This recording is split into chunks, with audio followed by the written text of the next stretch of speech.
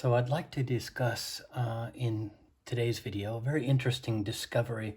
Now, after much digging, I have been able to get to the bottom of the mystery behind these very difficult to pinpoint. However, these watchmakers that were operating in Besançon under the name of Cercle et Montandon. Now, this partnership was very interesting in that they were submitting a huge volume of watches to the Besançon Observatory for the observatory bulletins that they would receive. And this would, of course, increase the price of the watch itself, as any watch with an observatory certificate would have been considered very accurate timepiece. So this was very highly sought after. And so I have been able to discover both individuals. Of course, I did previously. I did locate Charles Auguste Montandon is the one partner. Now, his death date was not clear. However, that too has also come clear as a result of documents, original documents, which I have been able to source from the Doubs archives. So let us just back up a little bit. Now, this partnership of Cercle et Montandon, we are able to determine from an acte de société, which was registered in Besançon at the very end of August 1886. And this would take effect from September 1st of 1886. And this was concluded for 10 years. This is very interesting. We have this is the most detailed understanding that we have about one of these watch partnerships. And so this was an association. And this partnership would later, in 1889, actually be demonstrating some of their watches at the Paris Exposition. And indeed, they actually won a silver medal there. So they were representing France. This is very fascinating. So let us discuss this acte de société. This is a document which 4 copies were produced at the time. Now, this would have most likely been a copy to Cercle, a copy to Montandon, a copy to the archives in Doubs, and probably the 4th copy was maintained by the actual company who drew up the contract itself. But this does tell us very specific information. Now, this partnership, I would like to talk about the mystery individual that it was very difficult. His name was not mentioned in any of the watchmaking associated documentations that I could locate. However, in this contract, we do know that this is Louis Cercle, and he was living in Rancy, which is the department of Seine-et-Oise, and this is south of Paris. It also mentions that his part in this was quite different than Charles Montandon. We will find that now I had assumed in the past that Charles Montandon was the senior partner in this partnership. That is true to a certain extent, in that Charles Montandon was chiefly responsible for fabricating the watches that this partnership sold. Now, Louis Cercle, and we're speaking of Louis Michel Cercle. He was not born in Rancy, but he did move there, and it is very interesting that we find him. His dates are 1844, and he died in 1907. And he was chiefly responsible for sales. He was a traveling salesman, and his contribution to this society was 60,000 francs. This is 2/3 of the starting capital. So as an investor, he could be considered to be a principal, yet the watches themselves were fabricated by Montandon. And Montandon put up 32,000 francs in cash and equipment, tools. So, and merchandise. So, in that regards, Charles Montandon is the principal as far as the watchmaking is concerned. Also, this partnership utilized a single breakaway movement, which was based on an 1880 patent, which was the property of Charles Auguste Montandon Clerc. And this is very interesting. Remontoire perfectionné et simplifié. This was the name of his patent that he received in 1880, and he would retain the ownership of this patent. And the French archives, the patent archives, does possess the schematic diagrams of this piece, which you can find on the net. And it also has a very detailed technical description of how this movement functioned and how it was different and how it was perfected based on Charles Montandon's patent. So all of the watches were on this design.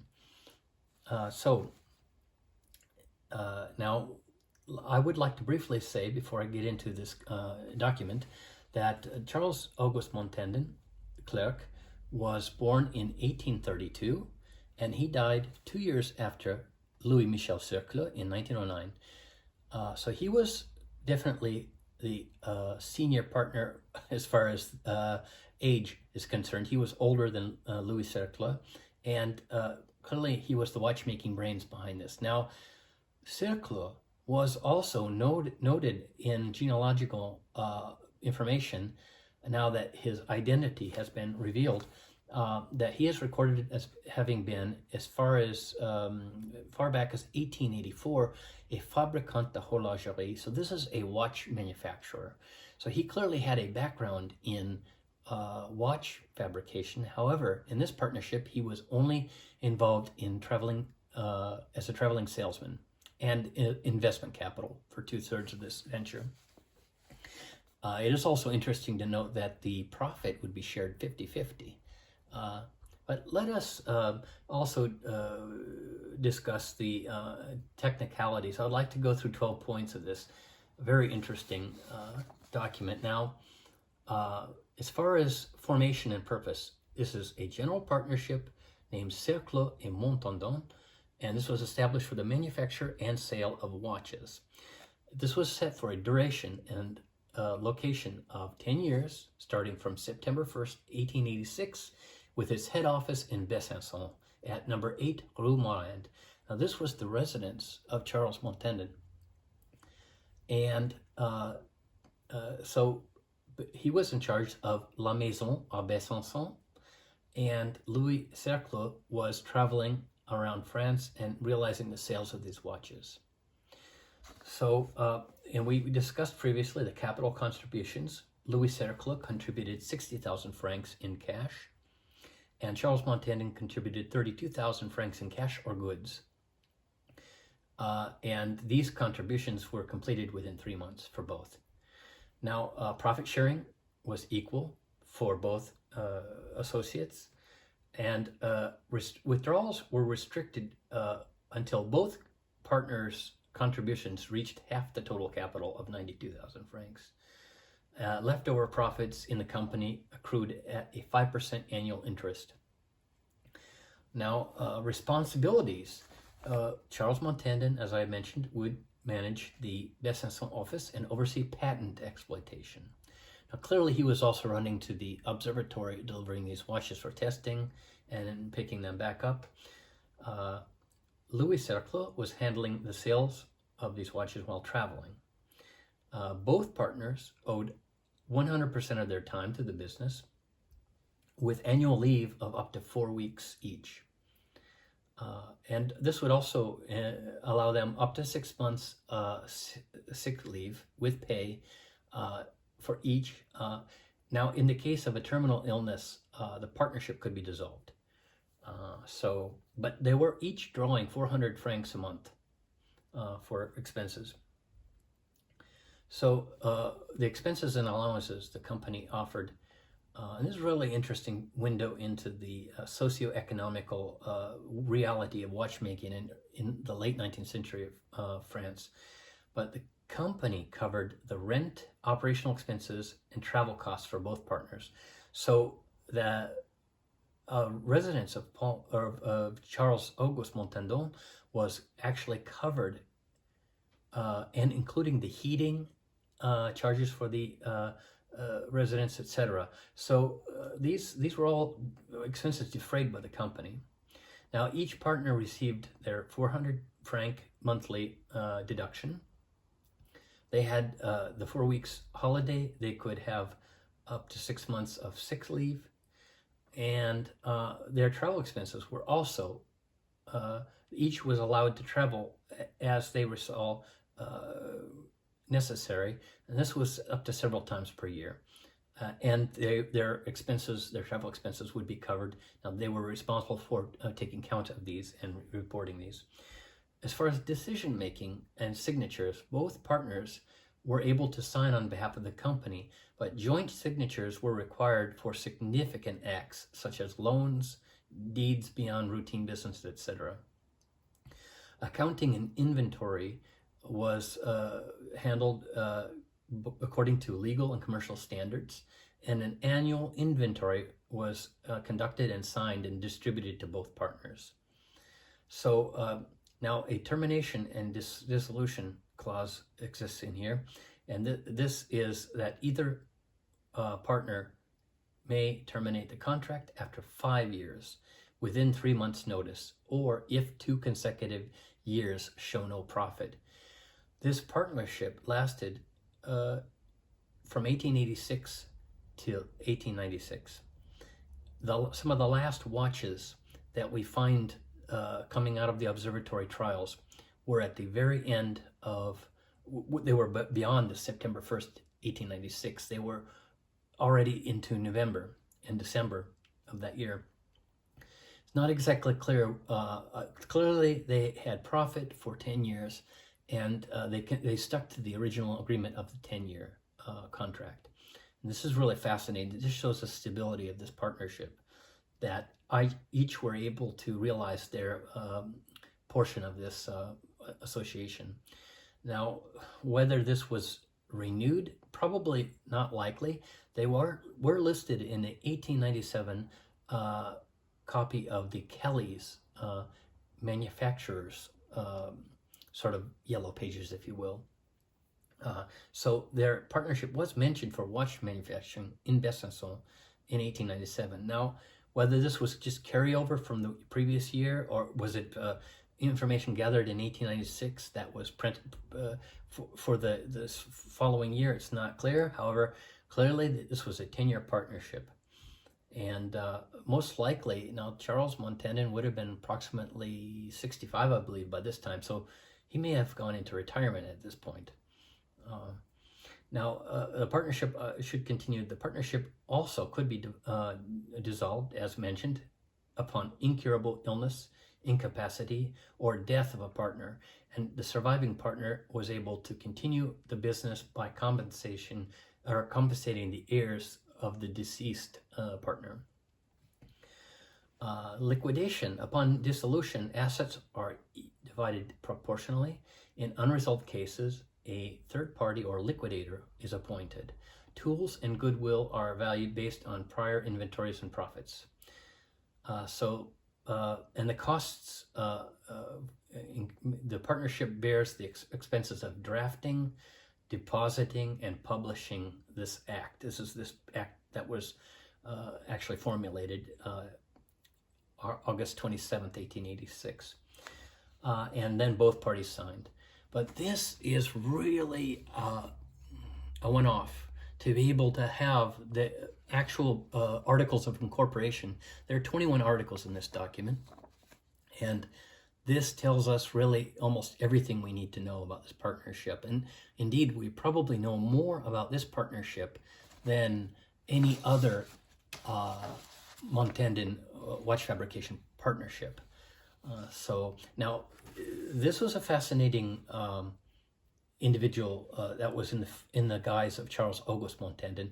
He was the cousin of another watchmaker who was Frederic Montandon, clerk of Neuchâtel. Now, he was also producing watches, and he was an établisseur. He had a lot of side businesses as well, including real estate and even selling wine and other goods. But he was very wealthy, and Charles Auguste Montandon appears to have been relatively wealthy. Now, Cercle definitely had huge sums of cash. The 60,000 francs that he brought into this company were all cash. It isn't clear how he got this money. Did he take loans for this, or had he amassed this fortune previously? But needless to say, both appear to have had the ability to get this off the ground, and they flourished for 10 years.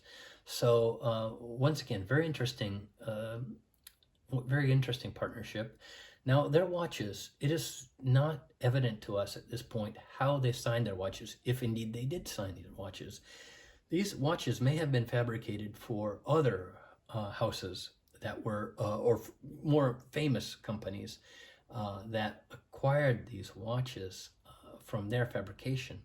And in that situation, they would have been more or less a type of subcontractor to provide ready-made watches. But it does feel that as they were able to do so much of this process, that they would probably be selling under their own name. And indeed, they were participating in exhibitions as manufacturers, such as the 1889 Paris Exhibition. So clearly, there had to have been some sort of brand association with this, that they were known from this exhibition. But the fact that within 3 years of establishing their business, they were able to already expose their watches at such a, and this was the exhibition where the Eiffel Tower was revealed, and this was one of the greatest exhibitions in the history of France, especially up till that time. They had huge villages constructed in Paris from different cultures, and it was just incredible what they achieved at that. Yet they were there, they won a silver, and this tells the quality of this partnership and what they were able to achieve. And the fact that they had approximately 42 watches that went through the observatory vetting and testing process in Besançon, and the bulk of these watches, it has to be in the high 90%. Most of these went through, very few failed. Some were retested, but the fact that they are able to do so much of these quality pieces suggests a certain, je ne sais quoi, they reached a very high plateau. They clearly were very good at this, and they were very successful. So this is just a very satisfactory resolution to have finally been able to, as a result of getting locating this document, the Acte de Société, to be able to reveal Cercle's identity, and then pull from this cloud of various candidates his exact dates of death, birth and death, and also Charles Auguste Montandon. We now know his full lifespan, and this is basically as a result of the French archives as well. There are informations. His wife died previous to him, and his two daughters were probably living apart by this time. But he was living at the time of his death. He was living outside of Besançon, but in an allié or some sort of allied or relative family home. So clearly he was already not in his own home by that time. However, this is what we know, and I hope this delving this mystery of these watchmakers and this partnership was helpful, interesting, and perhaps inspiring to you. I look forward to your comments, and once again, if anybody has an example of one of their pieces, would love to hear from anyone who has ever seen or has proof of a Cercle et Montandon chronometer. These are these breakaway pieces. They actually look rather like these Philippe Patek style movements. This is sort of almost the Geneva bar design. This is a stem winding piece from Montois, and but these are Breguet, and these are all anchor escapements. So thank you for your attention. I hope this was enjoyable, and I wish you a very nice weekend. Bye-bye.